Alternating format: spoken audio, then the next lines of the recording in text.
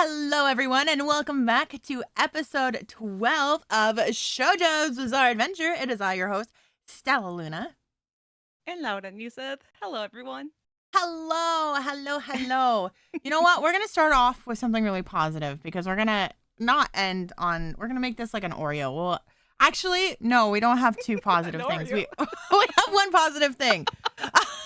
So first off, I want to talk about Project Voltage, which is the Pokemon and Hatsune Miku collab. Now, in a million years, I never thought that this collab would ever happen. Not because it's really weird, but I don't know. I guess like Miku's collab with like Sanrio before and other Miku things. Has collab with like everyone. Yeah, but like I don't know because okay, Nintendo is such a like Pokemon, the franchise / like Nintendo is so strict. I just like I'm surprised like with Hatsune Miku, I guess, because it's just I don't know. Like I feel like Pokemon doesn't do a lot of collabs, you know, with anything outside of like Nintendo.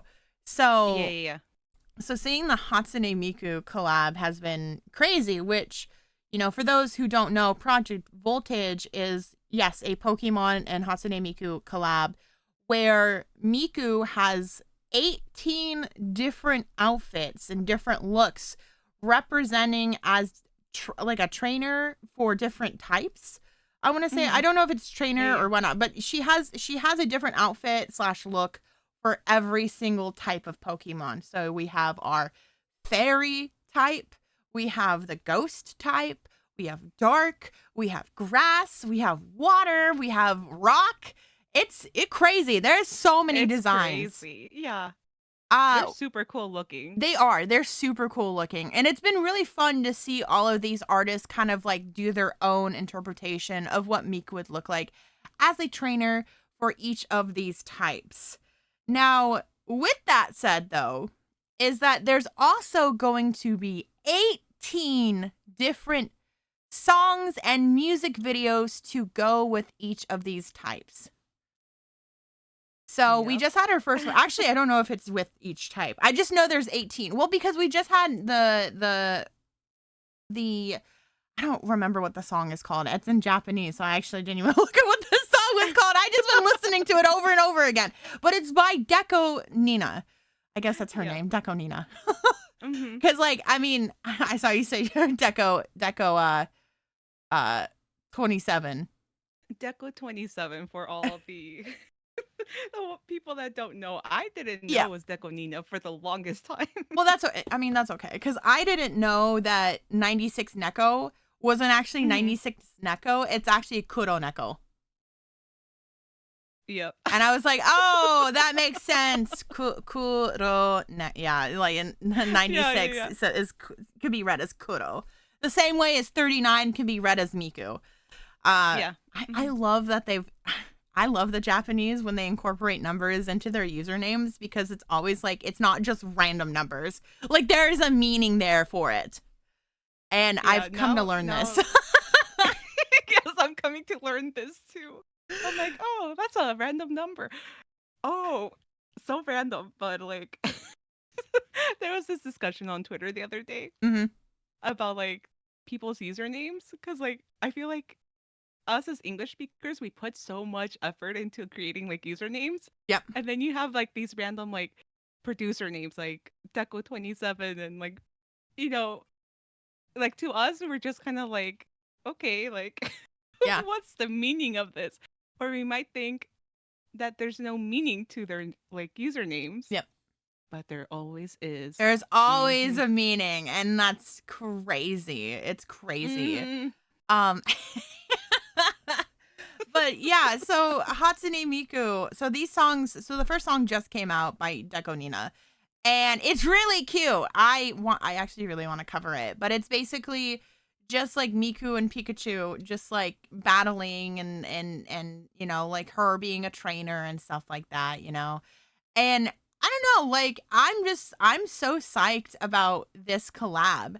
Now, if they release figures, oh, it's all over for me. Oh. Dude, if they That would be interesting. they're Yeah. gonna release merch. They have to, right? Oh, Like they they have have to. to. Yeah, they have to. I don't know. My favorites have been Fairy Miku for obvious reasons because that's the Gyaru Hmm. Miku. Rock Miku. I actually love Rock Miku. Ghost Miku. Bug Miku. Bug Miku is so cute. She's got like she's like paired with Cricketune, who is like this Hmm. like little cricket violinist, and she's got like Oh, this little. She just looks so cute. Like she's got her like she looks like a little bug, and I just love that. Like Bug Miku. It's giving Thumbelina at the Beetle Ball. What it's giving. It's giving that. I don't know if you've ever seen Thumbelina. yeah, Thumbelina. Yeah. Mhm, yeah. It's giving Thumbelina at the Beetle Ball. So, yeah, no, those are some of my favorites. A lot of them look really cool. I think my least favorite though is Ice type Miku. The ice type. Yeah, I'm looking at the them ice, right now. the ice type Miku. Yeah, she's got like ice hair, but I don't know. It just doesn't read Miku to me. Wait, which one is number 2 out of Nathanesis? I don't know Number what two. that one is. Wait, Uh-huh. which one? What does it look like? It's a Miku that has orange hair that goes into gray, that goes into green. You wanna post it in our little chat so I can see it? Let me see. I mean, this one does not look like Miku at all. It's a cool design though. There are Let some me. that don't look like Miku, Yeah. and like I also like the fighting type, which is the leek Miku. Oh, Okay, I saw okay. So that that one. one is a fan made one. Oh, okay. Yeah, that's definitely fan made because that's not the. Here, let me. I'll probably post this in post production here. But Yeah, there is oh, one there's a with all ton. of them. Hold on. Let me. That's what I was trying to pull up. I have an image that a friend of mine posted in another chat on another server. It is. Hold on. Yeah, Where? because I guess then it's all fan made that's popping up on if you Google it. Yeah, a lot of people are making fan made ones, which there are some really cool fan made ones. Oh, here's the link to all of them. That's why I was like, I don't remember that one. But this one, yeah, here they I got all it. are. Yeah. So we have like normal type is the first one. Mhm. Then the second one with the green is the grass type. Then we have fire, water, electric. Mhm. That one is the no. Sorry, the first one. I'm sorry. The first one is psychic. This one, Okay. yeah, the first one's psychic, and then Mhm. after electric on this little panel thing is normal. Then you have ice. You have Uh-huh. rock. You have ground. You have flying, fairy, bug, poison, ghost, Okay. dark, steel, fighting, and dragon. Oh, dragon's cool. Yeah, no, dragon is based off of Miraidon from the latest game from Violet. Which, by the way, I love Miraidon. Miraidon is like my boy. Which in that game, you basically are paired with what seems to be a legendary Pokemon, Miraidon, where you ride him like a motorcycle because why not? We ride Pokemon like bikes, I guess. Uh-huh. Oh, yeah. But yeah, that's based on Miraidon. Yeah, but my favorites are the Gyaru, which is the fairy type. I do like Bug, actually. I love Bug. Rock type and Ghost. And I really like Dark too. And I like fighting. It just some of these like I don't like the ice type. I just does not read Miku. I think ground also doesn't quite read Miku because she's got kind of like the Usagi Sailor Moon hair going on. Yeah. Which, you know, like I feel like when you create a Miku like design, one of the biggest important things to make it look like Miku, and I saw someone talk about this, I think on a TikTok, where they said like it's either you keep the iconic color of her hair or you keep the Yeah. iconic style and stay within that style, right? Mhm. So if you're deviating from the iconic color, you need to make sure that the hair reads Miku, which is like, to me, I think the biggest thing is, besides the pigtails, is actually the Mhm. way the bangs lay. Yeah, definitely. Because if you don't have it like that, I feel like it's harder to read Miku, As right? Miku, yeah, especially with so many characters now that kind of resemble Miku already. Yeah, So yeah. yeah. Mhm. Well, I the reason agree. I like the rock one, which rock I know looks kind of like more like an ice type, maybe because of, like, it looks like, to me it looks like a similar design to the, what is it, snow halation Mhm. Miku, Yeah, yeah. from like the snow Miku from like 2019, was it 2019, the princess, like the princess ice, princess Yeah. snow Miku one. We all know what Mhm. I'm talking about. It kind of reminds me of that. um but yeah, these are some of the the designs. I'm excited to see people cosplay these Oh my designs. god, I've been I talking think it about would be cosplay. so cool. Me and my friends are all like, okay, we're gonna make a group. We got to make a group. You know what would be really fun though? Would be to Uh-huh. actually get an entire group to go to Miku Expo. Dude, the cosplays at Miku Expo for 2024 are going to be insane. There's just too many Mikus to cosplay now. I know, I know.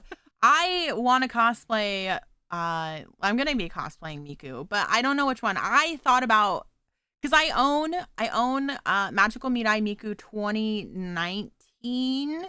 Mhm. I think it's 2019. It's the one where she wears like kind of like circus themed one. Oh, okay. Yeah, Yeah, yeah. I I think have it that. was 2019. Yeah, I bought that. I bought that cosplay actually in 2019, or the very beginning of 2020, and then I did not get it for like literal like 8 months. Oh, no. And I was like, it's okay. I guess I just not doing anything with this. I'm not gonna wear it, I guess. Or I could wear the normal Miku, which I actually have light up. Which is funny. I have light up little, like, her little square things in her hair. I have those Yeah. that light up. Oh. But I also Uh-huh. bought at the beginning of 2020 as well. I bought the panels that go onto her arm sleeve. I bought light Yeah, up yeah, yeah. versions of The light up those. ones. Oh, those are cool. Yeah, so I have those in a box somewhere in my room, and I just haven't got to use them yet. But I obviously I want to use them. They cost me like like an arm and a leg. They were so expensive, but I was like, I want to have a cool Miku cosplay. Yeah, no. It'll be worth it. It'll be worth it, If you can yeah. wear it. Yeah, you just wear it to Miku Expo Yeah, or another exactly. con. Mhm. Yeah, I'll wear it to Miku Expo because like the light up is gonna be really cool, like in the dark, of everything. That would be like really cool to see. And maybe Yeah. under the skirt, maybe I might put like there's probably a light up skirt I could buy on Amazon or something, because I could put like another skirt underneath that would make it Mhm. light up, so like underneath lights up too. That would be really cool actually. That would be Yeah, cool. but I want to see a big group of Miku cosplayers who cosplay from Project Voltage. I think that would be super super amazing. Yeah, I think so too. That would be super cool to. I'm curious to see though, like what producers are working on Project Voltage, because we know Mhm. Deco Nina, which Mhm. just released, Michi Yeah, M yeah. and Pinocchio P. I forgot who Mhm. the fourth one is, Yeah, but I don't remember who the fourth one is. I would love to see Giga. I feel like Giga's got to be in there somewhere. Yeah, there's gotta be You Giga. you Come on. cannot have Vocaloid anything without Giga. Let's see. I'm a Mikito P fan, so I would love to see Mikito P. Yeah, that would be nice. Maybe we'll get some English Vocaloid producers. So maybe Circus P, maybe that would be really Mhm. cool, cuz like, we got international fans. Um Yeah, that would it's be cool actually. who else? Who else do you like, Vocaloid producers who might join? Mm, I can't think I of don't any at the top of my head. I think Tenyuoka like recently has not been using too much Miku. It's been mostly like bee flower. Yeah. Um Well, Maybe what's the producer's name? They're the ones who made Dr. Funk Beat. It's like nyan nyan nyan nyan. Yeah. They might They produce. yeah. Okay, here's my prediction. Okay. Michi M is definitely going to be the fairy type. He's going to produce. Yeah. I feel like Michi M is the only person who's going to produce the fairy type music because like Michi M is very much like bubble pop kind of like Vocaloid music, which is like what is that? That's giving. So What about was it Nayuta Alien? Yeah, maybe that one. Yeah. Maybe that. You know what? They would be really good for the poison type. Poison? Yeah. I get poison type from them for some reason. I don't know why, but poison type is what that's giving to me. Maybe I don't know actually.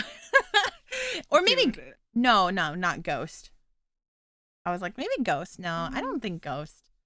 I'm not sure. I'm excited to see the rest though. We have 18 songs. 18 music videos. Oh my god. Oh my god. I've never in my life have seen such a big thing.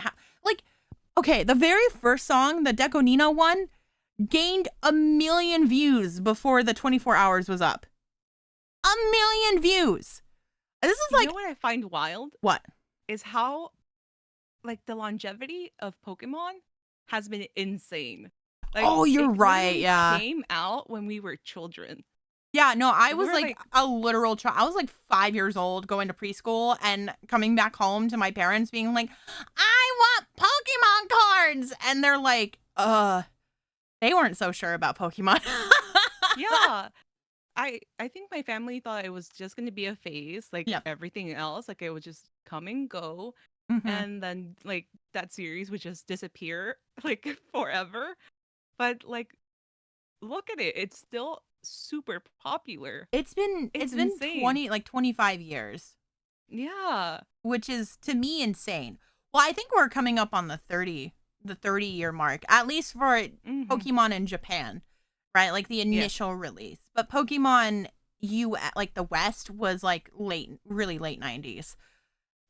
But no, I agree. Cause like I remember I saw this like clip of a news like segment from the 90s, like I think from 1999.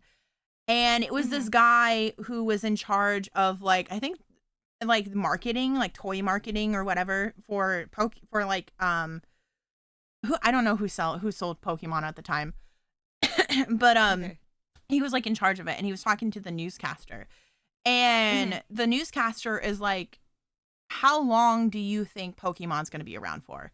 And he goes, I think it's going to be around for like definitely through Christmas, maybe like a year and a half, you know, like maybe a year and a half. Right. And, but he was really passionate about it. He was like showing off all the toys and he's like, oh, your child's going to want this. And he like pulls out like the Pokédex. Right. And then he's like showing off the the little like electronic Pikachu where it's like cheeks light up and it moves and goes like, Pikachu, you know, like just does that. Right.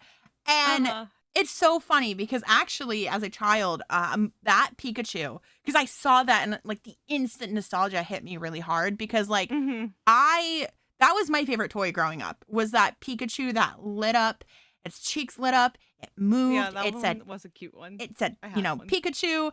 And that was like my toy. And it was my favorite toy. And one time my parents and I, you know, back when I was like an only child, the good old days, we went to the park and, you know, I was playing and all that stuff. And, you know, we put the Pikachu on a bench, but we left the park without it. And my parents were the ones who forgot it. And they realized that we didn't have the toy. And, you know, my dad went back to the park to see if it was there. It was long gone. And so my dad actually went out and bought me a new one so I wouldn't notice because I would have been devastated by the fact that this Pikachu toy was just gone. We lost it, you know? And because Pikachu Pokemon was huge, and it was more than just kind of like a fad. Because like you go back to some of the commercials of Pokemon, and you have like NSYNC like doing a Pokemon song. Like there was a whole thing for Pokemon the movie, or maybe it was Pokemon 2000. I don't remember which one it was. It was one of those, and they had like a huge like Pokemon Bash for it, where you had like a lot of really big famous artists coming in and like performing songs. Like you just don't see that kind of marketing anymore for Pokemon or for anything. I feel Pokemon is just in a whole league on its own. I mean, I never in a million years would have thought like an anime related franchise would be in a like high class art museum. Yeah. I mean, oh yeah. I would have never thought there was going to be a a Pokemon Van Gogh exhibit. Like... Yeah. Oh my god, and that Pikachu with the hat? Oh, that was some I heard about that, some craziness. Dude, did you see the videos? Yeah, I did see the videos. Insanity. Just insane. Like, I mean, I feel so bad for the museum workers. Yeah. Because they were probably not expecting that. Well, Pokemon is such a big like collector, like a lot of collectors. Like there's one person, like gal on TikTok, she collects Pokemon food items. Yeah. I think I know who you're talking about. Yeah, and she has like the Pikachu car, and she also has the Lugia car too from Pokemon 2000, which is like, oh my god, imagine like how much money that's worth. That's a lot of money, man. Well, because like I really don't think a lot of kids or teenagers, you know, in this day and age really understand how big Pokemon still is. Like you can definitely still see how it is. But to them it's just ingrained into their everyday, right? And their everyday pop culture. But like a lot of us experienced Pokemon like that craze, and there's nothing that will ever compete it. And I mean, Pikachu's still in the Macy's Day Parade to this day. Yeah, like Pikachu's been there since what, like 1999. It's been years, because that's how big Pokemon is. Actually, Pokemon, and it's like big globally too. Like everyone knows who Pikachu is. Doesn't matter what country you go to, what your grandparents know. Yeah, like everyone knew who Pikachu was. Yeah. And they know the name too, because a lot of times like with like Mexicans, they'll make up like a different nickname for characters. Like Sailor Moon, it could be like La Güerita, like Blondie. Yeah. But no, everybody knows Pikachu. Everyone knows Pikachu. Well, guaranteed. It's even crazier because actually Pokemon is the top franchise of all time. Like top, I think, animated franchise of all time. Like nothing beats it. Nothing like, well, I guess game and animation franchise of all time. Again, nothing's ever gonna to beat it. Like I didn't play the games as a kid. I didn't have a Game Boy. I know, fake fan, but I intensely watched the cartoons. Like I intensely watched the Pokemon anime, and even some of my favorite toys were like, I had the Pokemon action figures. I had all of them. I had Ash, Misty, Brock, and then Jesse and James. Obviously Meowth and Pikachu, and then there was Pokemon that went with them. You know. Oh god. I think those were like one of the things I didn't have. I had a ton of Pokemon merch, but it was mostly like the plushies, which is so funny because the other day on TikTok, someone came into my stream and asked me if I was the plushie lady, and I was like, oh, the plushie lady, the Project Sakai plushie lady. I was like, I guess, is that what people are calling me now? Sure. The Project Sakai plushie lady. But back in the day, I was the Pokemon plushie girl, I guess. Yeah. Well, what else did I have? The cards, of course. Oh, I had the cards too. I'm so sad I got rid of them. I really wish I still had them. I think I still have them, but in the garage. I have some of the Game Boy games also in the garage. Oh, did you remember that Burger King collab? Yeah, with the Where golden cards. Oh yeah. my god, that was the shit. Like Dude. that was the shit. Like Burger King was so good back in the day. Yeah. I don't know what I happened now, agree. but it was so good back in the day. Cause like to me, when I associate Pokemon and fast food, I associate Pokemon with Burger King. Yeah. I don't associate it with McDonald's, even though I know McDonald's has had collabs with, like, they have one actually, I think, running right now. Yeah, I think They so. have the Pikachu box and like the cards and stuff, which I need to go get. I want to go get because they have the Violet and Scarlet cards, and I'm like, I want my like Quaxley and my Sprigatito. Okay, those are my boys. Those are my Pokemon. Except, I mean, I like Fuecoco too. Fuecoco's cute in like a really dumb way, and then I hate anything after Fuecoco. All the evolutions, I'm like, they look really dumb. Which, by the way, I don't understand because like Scarlet and Violet is supposed to take place in Spain, but there's so many like Mexican references. Oh my god. And I'm like, they're not the same thing, Japan. Like Fuecoco's second evolution, which I can't remember at the end, like at the top of my head, literally wears a sombrero. Oh my god. Yeah, not the same. I'm like Mexico and Spain are not the same thing. They're not even close. Japan, they're not even geographically close. Yes, they both speak Spanish, but they are not the same thing. That would be like saying that the US and the UK are the exact same thing. And that is not. Just because we both speak English means nothing. Nothing culturally. A lack of history there. Yep. Yep.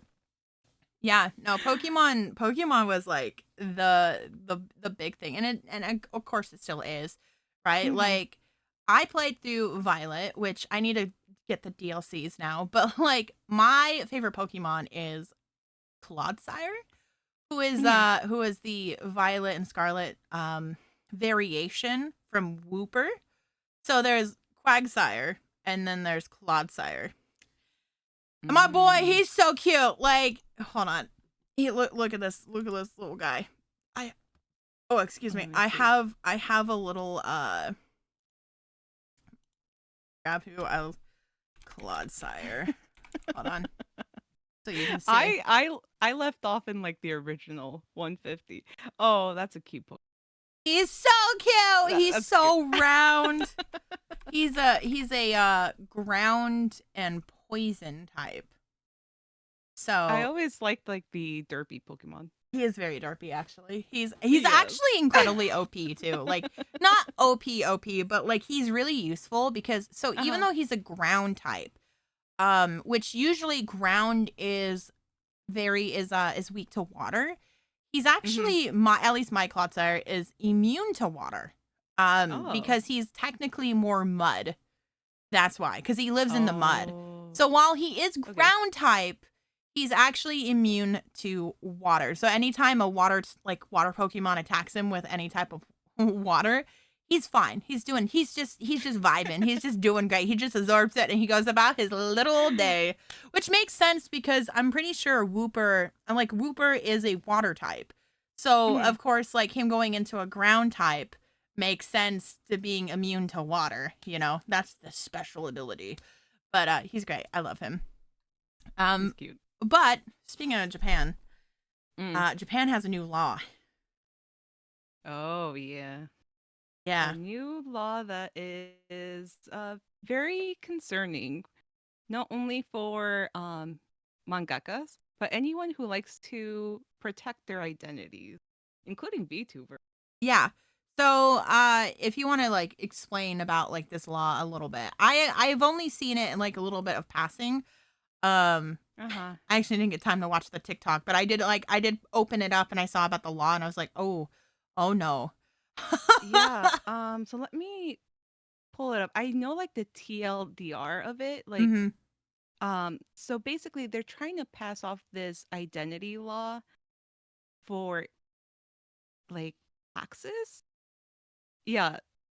So it says the law in question is part of Japan's new qualified invoice system, which will require contracts to register with tax collecting agencies under their real names, effectively preventing them from hiding their identities behind pen names. So they're trying to pass it off for just like strictly tax, like just tax compliance. Mm-hmm. But the thing is, and why it's so dangerous, a lot of these mangakas and creators don't conceal their real identities to commit like tax fraud. Oh, I do. It's for their safety. It's for their like it's for their like safety. I mean, just think of like, especially with like JJK, we won't go into like any spoilers. Don't worry. Mm-hmm. If you have a whole, you know, a whole section of the fandom pissed off at you, do you think Giga wants people to know his real identity? Yeah. It's so scary. dangerous. Yeah. Well, because, like, I mean, even, like, the My Hero fans, like, sent death threats to Horikoshi before.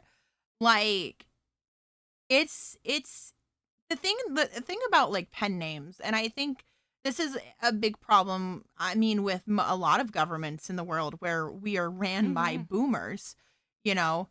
Boomers literally, like, on their deathbeds. Yeah. But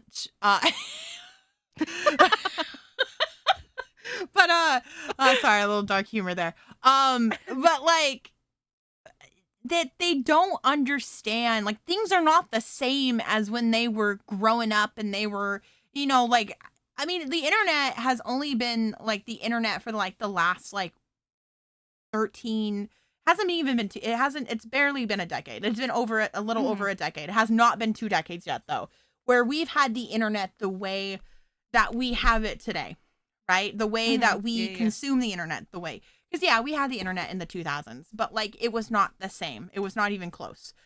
And we need pen names and we need this stuff to protect ourselves. Because as a VTuber, a big part of why people become VTubers is because they like to it's not necessarily hiding their identity, it's protecting themselves, right? Like, I'm a woman on the internet, and, I feel a lot safer, like, behind my VTuber model than I would having my real name and face out on the internet, because, like, the last thing I need to do is, like, I get famous and I can't even walk down the street without potentially being harassed or, like, having a stalker, And yeah, it's really scary. It's really, really scary. And these mangaka, like, are not trying to commit fraud. And so I guess the question is, like, is this public information or is it just for the government to know?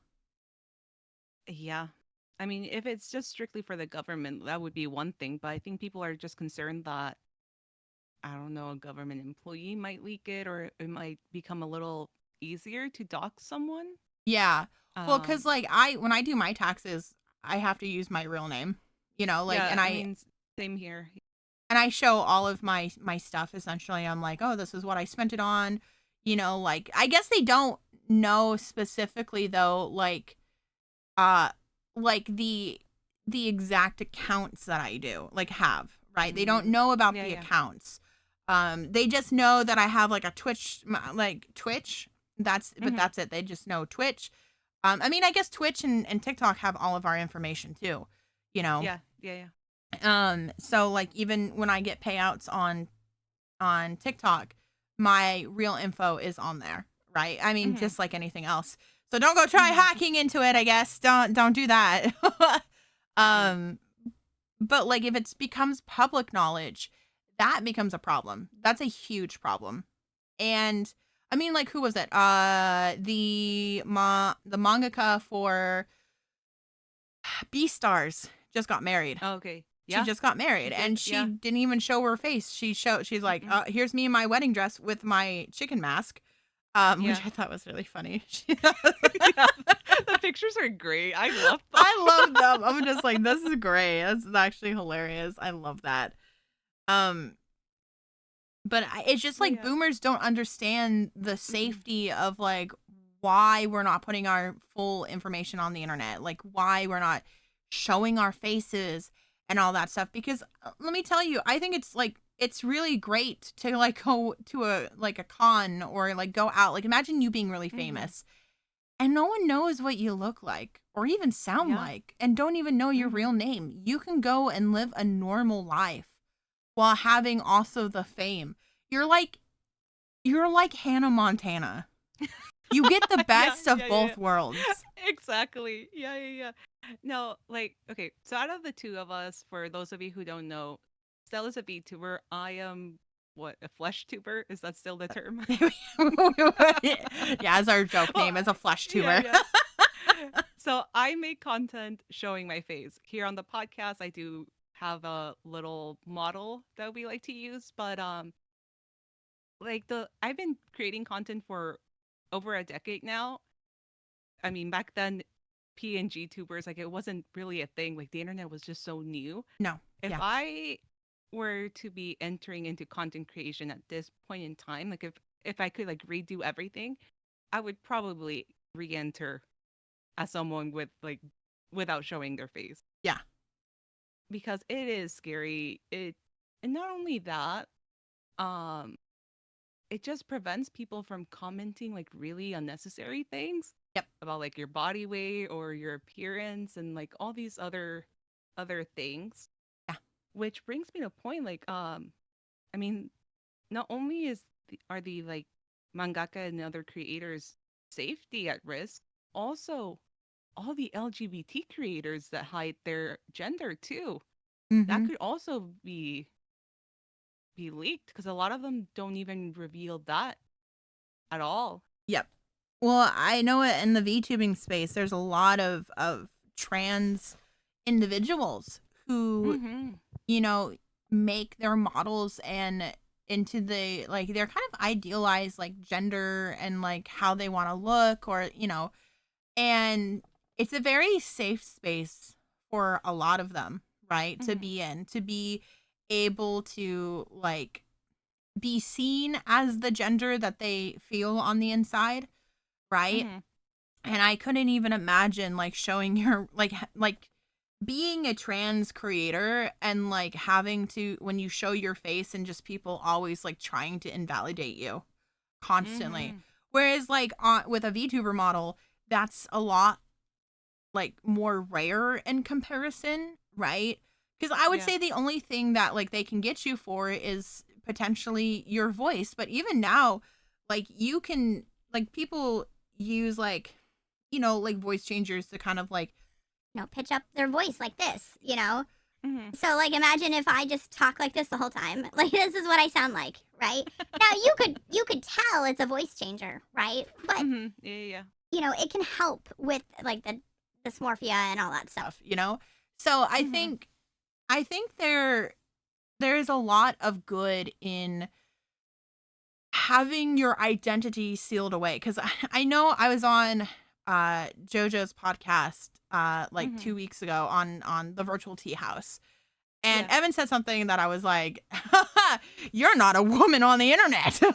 Because he was like, VTubers are all cowards to show their face. And I'm like, yeah. I mean, I know he was just saying that to be controversial because he likes to be controversial sometimes.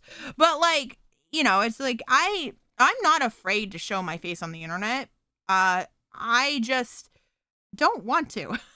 Right? Like I just don't want to, and I don't want the headache of that. And the last thing I would want for these Japanese people who conceal their identities is to have people harass them because of how they look or dox what they look like. I mean, I mean, a lot of HoloLive members their faces have been doxed, you know, and it's because like everyone wants to know what the cute anime girl looks like behind the scenes, but like we know what idol culture is like, and VTubing and idol culture are very much ingrained with each other. Like it's very similar in Japan. It's the same thing.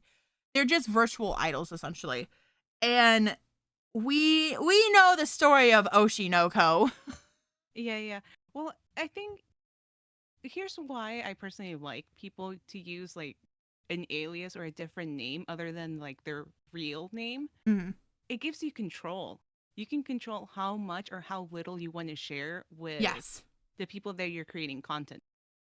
And that's true. Like, it's no longer because I know like before when, I mean, the YouTube groundworks essentially, like people would share every single detail of their life. Like their audience would know when they would enter a relationship, when the demise of that relationship, like their high points, their low points. Like he knew everything. And I feel like this newer generation of content creators just has a lot more control of what they want to share, when they want to share it, and whether they actually want their like identities known. Like there's just a lot of control that I really wish was part of like the whole content creation scene like a decade ago. But I mean, it is what it is. Like some people had to trip for others to learn. Yeah, like the ramifications of it, you know. But then some people still don't learn. Like the guy who harassed the stranger in the mall and got shot. That actually just happened. Like basically this YouTuber, I don't even know his name, and I don't really care to know his name. He's like a prank YouTuber. Like he plays pranks on people. And he went into a mall and essentially like was harassing this guy. And this guy, he was literally like, no, leave me alone. Leave me alone. He was trying to walk away from the situation. He kept following him. Like there's 3 guys. They kept following him. They kept getting in his face. The guy pulled out a gun and just pop and then put the gun back and walked away. And unfortunately, the guy who had the gun, so it's funny. The jury actually agreed with him, and they were like, they're like, you know, he was just self-defending himself. Where he got the problem was is that he used the gun in the mall. That's what he got convicted for, which sucks, right? Which really sucks. So he got like prison time. And then the guy, the YouTuber, is like, I'm still gonna make prank videos. As if like that wasn't enough, because God, this is the one thing as a creator that I hate that other creators do. They do anything for clout. Oh yeah, they do. Did you see that one guy that went to Japan? Well, there's 2 that went to Japan and started documenting everything, but one of them was filming like members of the Yakuza. Yes. He actually got arrested. Oh yeah, no, he got in trouble. Yeah. I'm like, well, I wouldn't mess with the Yakuza. Like, no, like, look, no. Look, you know, I am much more like, you know what, the Yakuza, like, if you don't bother them, they don't bother you, you know, like respect there, I guess, but like, you do not go and poke a stick at the bee's nest. Do not do that. Do not do that. And then there was the other guy who got onto the woman's only train. Yeah. And I'm like, because he was trying to be like, oh, they're segregating. And I'm like, no, it's not that they're segregating men from women. It's they have that because there's such a problem in Japan with men touching women on the train. Yeah. Not only that, like there's a whole history of men just taking pictures of like women and girls like underneath their skirts. Yep. Yeah. That's the whole reason why their phones, like, they all have a shutter sound. Yep, exactly. You can't turn it off. Like, it was that big of a problem that they had to implement that to every single phone, which is crazy. I mean, here's the thing. At least Japan tries to fix it, you know? Yeah. Like, I don't agree with everything they do, but, like, look, I'm like, you know what? If that was that big of a problem and that you had to implement that, like, props to you, Japan, for, like, actually taking action and going, like, well, maybe girls shouldn't wear skirts on trains. That would be, like, the American thing to do. It would be the American thing like, to do. Oh, my God. No, like, they were provoking them. I mean, they were wearing skirts. Yeah, exactly. But yeah, no, like it's the one thing I will always hate about content creators is like they do anything for clout, even if it hurts other people or bothers other people, and it just bothers the living like shit out of me. Because this guy, I'm like, you know what, like that guy, he got shot. You know, you fuck around, you find out, right? I don't even blame the guy who shot him. Like, I'm not sitting there like, you know, going, oh, you know, like, how dare he was just playing a joke. I was like, he was actively harassing. Because one of the biggest things that I do is when I see a situation, if I took like the man in this situation with the gun and swapped it out with a woman, what would that look like? Right? Helps put that perspective on it. And you would be like, the woman would be fearing for her life, right? Because these are three guys who are like much bigger than her, would be much bigger. And this guy was not a huge dude. Like the guy harassing and pranking was very tall, right? These guys were very big. So I could understand why he was like threatened by it. And the thing is the guy didn't even like, he shot him, but he didn't shoot him like in the face. He didn't shoot, he shot him in like a not like super vital area. And he didn't even continue it. He just like pulled out the gun, like pop, and then he put it back in, and then he walked away, right? He didn't want to kill the guy, but he wanted him to get off his back, right? And he was scared, so he walked away, ran off. And I'm like, when are we gonna learn? And here's the thing too, is like the unfortunate part is that we're gonna have like those prank channels are absolutely like the audience is absolutely children. Oh, yeah. And they probably do the same thing. And the problem is that like they're mimicking. Kids are like mimic YouTubers, right? Which is something that bothers me because like on TikTok, there's been like, I don't know if you've seen these videos, but people making fun of millennials and like the speech pattern. And I'm like, you guys are talking about YouTubers. Yeah. It's like, I don't know a damn millennial who talks like that. Yeah, I've seen that. And then also the millennial pause. And then there's I saw another video of someone making fun of the jump cuts that the millennial content creators do. I'm like, dude, that's how we learned. We had to cut out the awkward the awkward pauses. Like, don't blame me. Well, the other thing too is like that's just content creation. Like a lot of people do pauses and stuff like that, right? Like they do, and they cut out stuff and like the jump. Now, if you're jump cutting like every few seconds, yeah, but if you're not, like I know Jojo, someone got after Jojo for that, I guess, but like he really doesn't. If you watch his videos, he goes for long stretches of time not jump cutting. He just like talks, right? And then he'll just jump cut. Because like sometimes you got to gather your thoughts, and I don't know. Like for me, it's also I have brain fog constantly, so I always have to think about what I'm going to say next. Like, well, and the other thing too is like with the ADHD as well. For me, at least, that's the other thing is like I guarantee a lot of it's because a lot of millennials are undiagnosed like ADHD and autism. Oh, probably, yeah. Right? Like, let's be real, because like the diagnosis for it back then was like basically, especially women. Very underdiagnosed. It's still underdiagnosed for women now, but for like autism and ADHD, right? But like a lot of times, like I have a million thoughts going in my brain and I can't decide which one I want to say first. So I pause to think about which one I want to say first. Yeah. Because I'm like, okay, see that or that. And I'm like, oh, which one should I say first? Oh, this one right here. Like, yeah. Like, but the millennial pause thing, I totally like get because it's a technology thing. But let me tell you, you can just edit that out. Like, I don't know why we don't edit it out. Like, let's be real. Like, the millennial pause thing is not that big of a deal.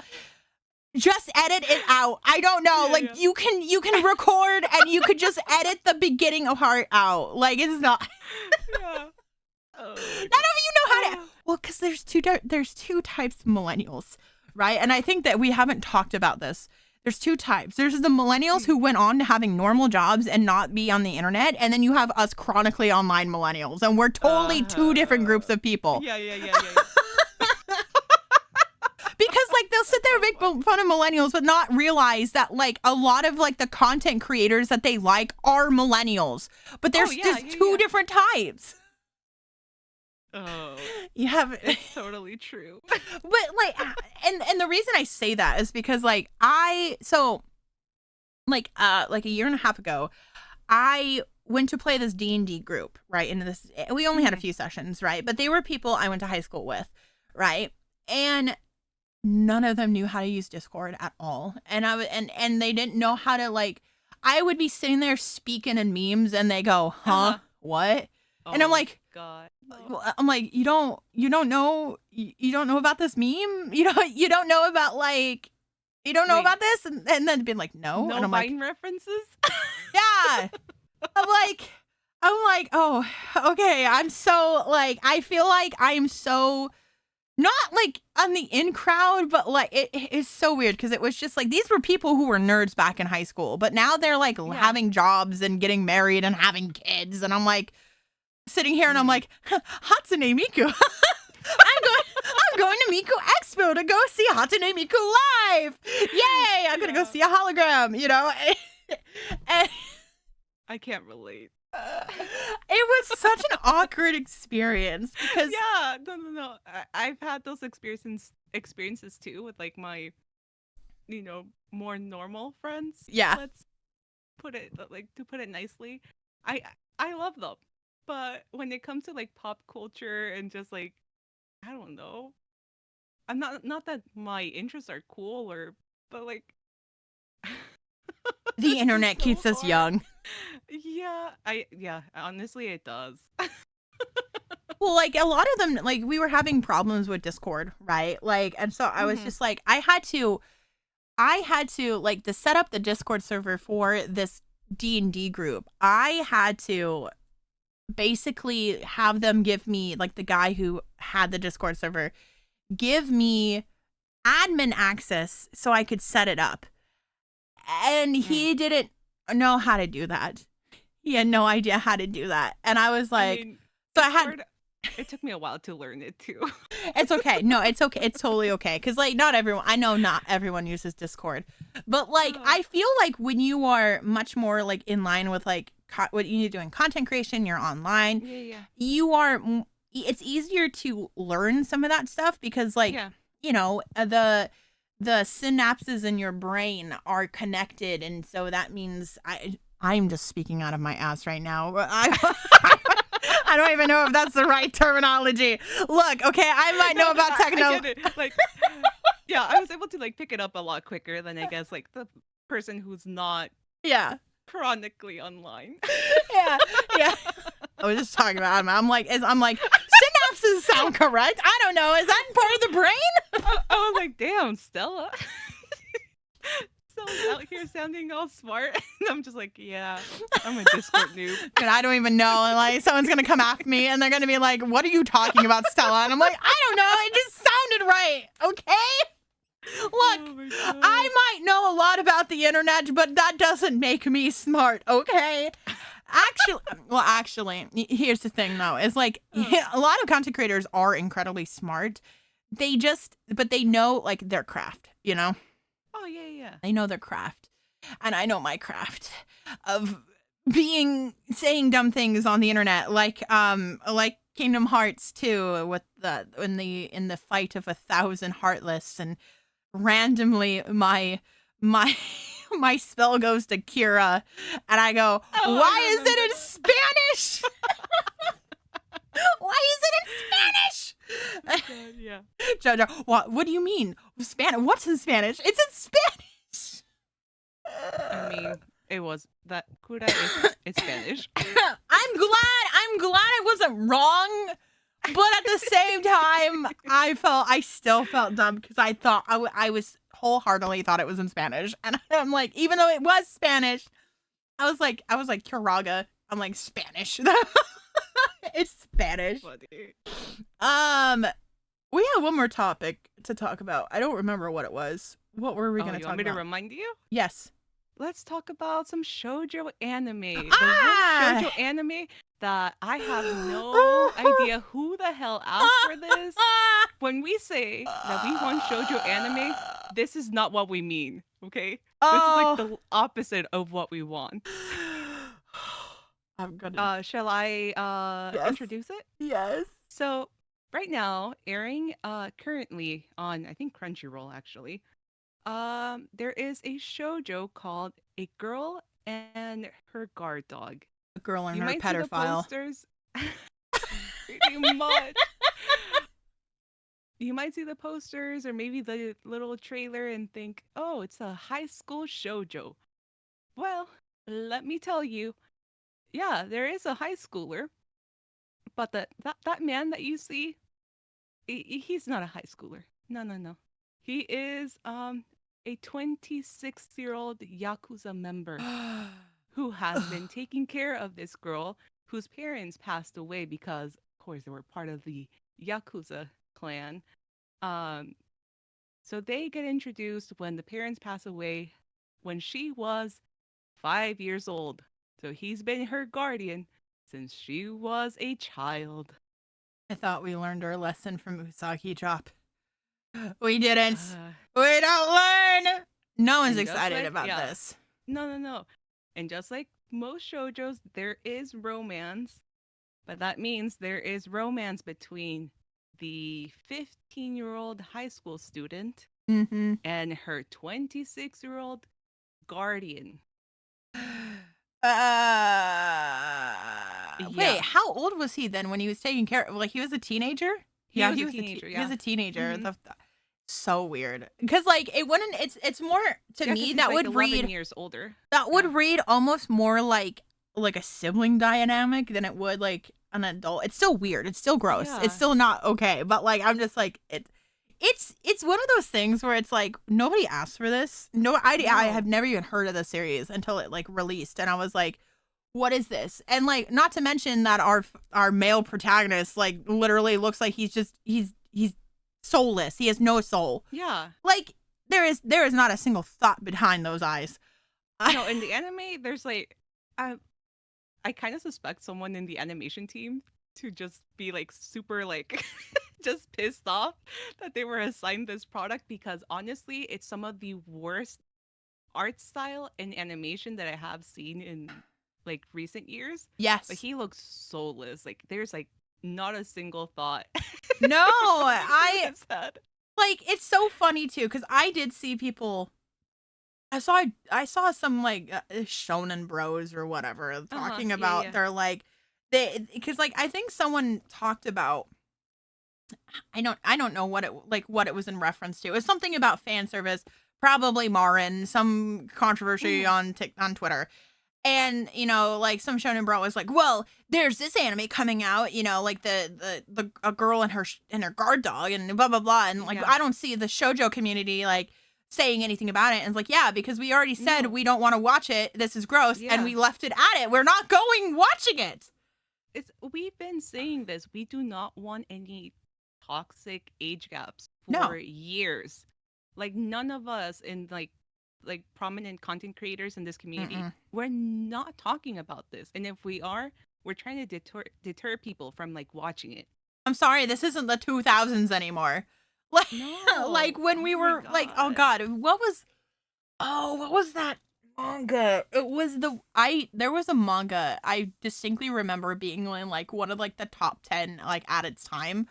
And it was literally about a girl and her younger brother, who I think her parents passed away, and she was, like, living with her teacher, and like, but it was like they were basically, like, in a fake marriage or whatever. It was really weird, and I'm like, looking back on it, I'm like, ooh, that's a yikes. Or, like, was that Denki Daisy? Okay, yeah. There's that one too, right? Like, these were, like, shoujos back in the day that, like. You know, had age gaps, but, you know, we were young. And, like, let me tell you, back then, as teenagers, I do not distinctly remember anyone talking about why that dynamic is really weird. Like, I don't remember, like, now we're like, hey, like, don't, like, this is grooming, right? Like, literally, this is grooming the anime. Because, like, now teenagers are like, it's grooming. And, like, my favorite thing is seeing teenagers taking, like, the grooming concept and, like, wildly misusing it. They're like, oh my god, she's 17 and he's 19 and he just turned 19. Oh my god, he's grooming her. And it's like, oh my god, I just want to. But anyways, that's beside the point. But, like, we didn't talk about that kind of stuff back in the day. Like, we really didn't. So, you know, as a teenager, because, like, you know, when you're a teenager, you feel like you are more mature and older and sophisticated than you actually are. Right? Yep. And so reading these stories, I remember being like, yeah, this is fine, because I didn't understand why it wasn't fine. But now as an adult, I'm like, yikes, that's a yikes. I mean, even, like, thinking of myself back when I was a teenager, I remember wanting an older boyfriend really badly. It's because that's how media that we consumed back in the day, they would present us this idea that, oh yes, like you want that older, mature boyfriend to treat you right. Yep. Like there was no conversation about them being predatory. No, because back then it was just like, well, because in the context, not the context, but like in the this like idea, like with these mangas, like back in the day, right? It wasn't seen, like the thing is that in those stories, those older men will never be written as predatory. They will be written, because like that's the thing about fiction and why fiction and reality are very different, right? Because in fiction, a mangaka could write a 24-year-old dating a 16-year-old in a totally non-problematic way of like they're like the guy is not predatory, right, towards her. Like it's a genuine, like as if they were the same age relationship, right? But in real life, that's not what happens. Right? That's not, it's not what happens. And that's why fiction, it's a big reason why like the fiction and reality thing can be it is so different. And I hate when people say like, well, fiction affects reality, because like people can write these characters not like, because like I guarantee in A Girl and Her Guard Dog, the guy is not written as a predator, right? He's not written as a predator. And so I feel like he's kind of like I feel like he's kind of aware that he is a little bit in the wrong, because well, there's the one panel that I've shown you where he acknowledges that, okay, this is quote, okay, I'm quoting the manga here, the translated English manga. He tells her as he's whispering in her ear. He's shirtless, by the way, in this scene. Of course he is. Of course. He tells her, a 15-year-old girl, I am your father, mother, brother, and your boyfriend. That's such a weird line. That's such a weird, in context and out of context is both bad. Yeah, it's just like, ugh. And also, let me clarify like what I was talking about earlier. Maybe not with a guy with a girl and her guard dog, but like in the past with some of these like release age gap relationships, right? As the reason that they are bad in fiction form, right, is because since they are not written in how it would actually be, like these guys actually being predators, because in real life they are predators. Right? Yeah. But in the fiction, they're not written to be, and that they don't act like they act like a guy your own age, right? So a young girl reading will be like, oh my God, I like you said, I want an older, mature boyfriend, right? Like we all dreamed of that, right? So then when we go seek it out in real life, we think it's okay because the media that we consume said it was okay. Right? Because in fiction, there was nothing wrong with that relationship. But you go out and you seek it in real life, it's bad. It's not good, right? Like they are predatory, because being young, they know they can take advantage of you, right? And the biggest reason why when we talk about like 30-year-old guys going after 18 and 19-year-olds, right?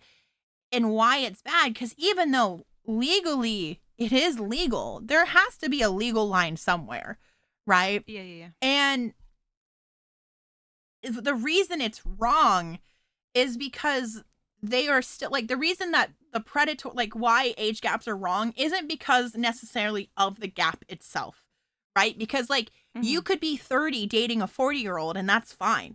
It's not the 10-year difference between the two of you that's the problem.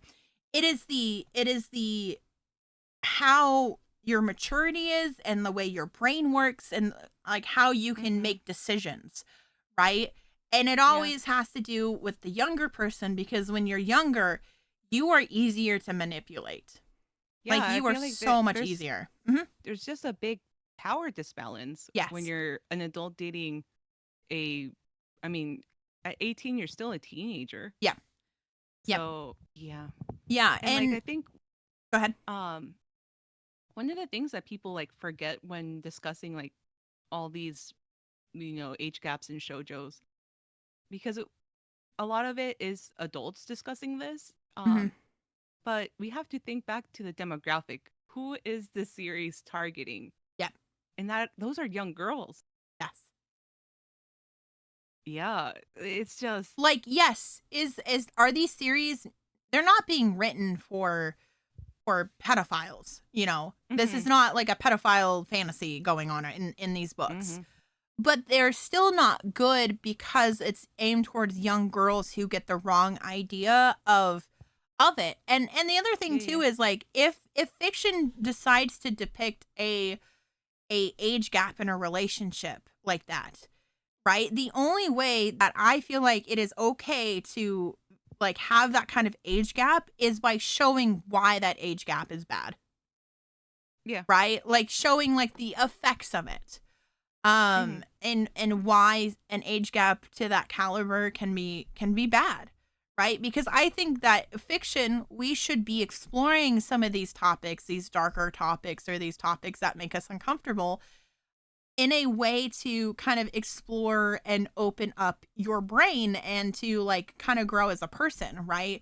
But these topics don't have to be like, these topics should not be justified in media, right?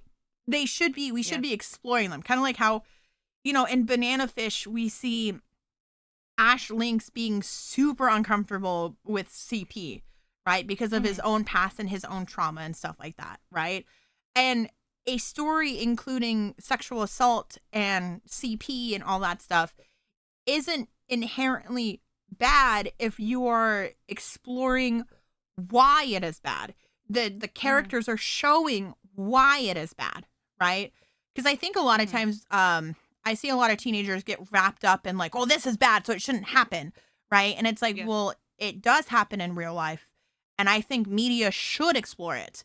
And we should, like, media isn't always going to be a safe space, right? Because unfortunately, when you do that, if you try to, like, police fiction sometimes, you end up kind of, you become like a boomer in a sense. Like, it's very much like boomer ideology, but kind of wrapped up in a different perspective, right? And it's just like, to me, I don't want these series. Like, I don't want a series like A Girl and Her Dog, a Guard Dog, because like they're romanticizing the age that's gap. The problem. It's romanticizing. Like you said, if they were to, and I don't think the series does get into detail of why it would be bad. But if it was more maybe self-aware with what happens in reality, I could give it a pass. But the whole romanticizing something that is very problematic and illegal in many countries.